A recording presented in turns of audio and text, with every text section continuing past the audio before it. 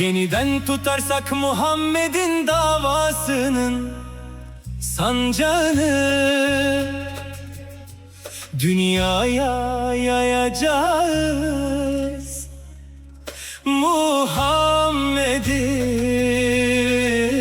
kullarının çağrısını, Muhammed'in kulları.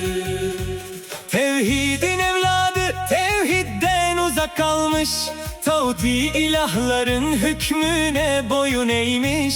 Her türlü zinciri boynuna takmaya razı olmuş. İslam ile küfrün birleşmesi mümkün değildir. Mümin için yeterlidir Muhammed'in emri, Muhammed'in emri.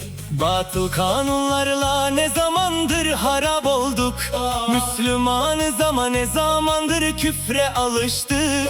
Hüzünlü bir hikayeyiz, ne zamandır feryattayız.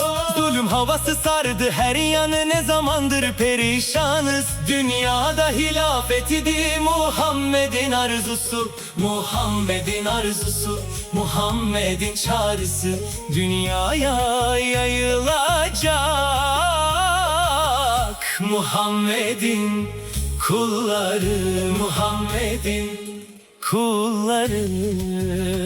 Özgürlüğün kanunu Muhammed'e kulluk etmektir. Her yanda Müslümanların kanı sel gibi akmaktadır. Her devlet üzerinde kıyamet kopacakmış gibi bir korku vardır.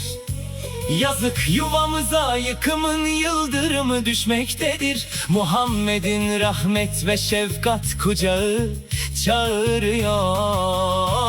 Muhammed'in kucağı, Muhammed'in arzusu. Yeniden tutarsak Muhammed'in davasının sancağını dünyaya yayacağız.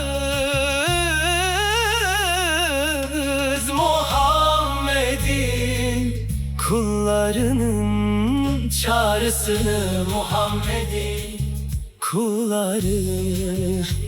İslam çağlara önderlik etmek için vardır. Milletlere imam, ümmete rehber olmak içindir. Her mazlumun hakkını ve güvenliğini korumak içindir. Hilafet için fedakarlık ve mücadele gerekir. Muhammed'e layık bir karakter ve amel gerekir. Muhammed'e layık dünyaya yayılacak. Muhammed'in kulları, Muhammed'in kulları.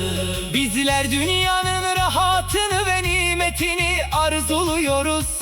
Karakterimizi yıprattık, düşüncelerimiz hastalandı.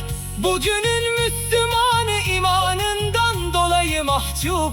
Eğer ecdadın şanını yeniden istiyorsak, göğüslerimize Muhammed'in Kur'an'ını yerleştirelim. Muhammed'in Kur'an'ı. İslam insana medeniyeti öğretti. Toprağa gömülen kadınlara yeniden değer verdi. Ahlakın ve güzel geleneklerin temelini attı. Dünyadan nefret ve düşmanlığı kaldırmayı öğretti. Her çağ bir lütuftur Muhammed'in mirası, Muhammed'in mirası. Yeniden tutarsak Muhammed'in davasının sancağını dünyaya yayacağız. Muhammed'in kullarının çağrısını, Muhammed'in kulları, Muhammed'in kulları.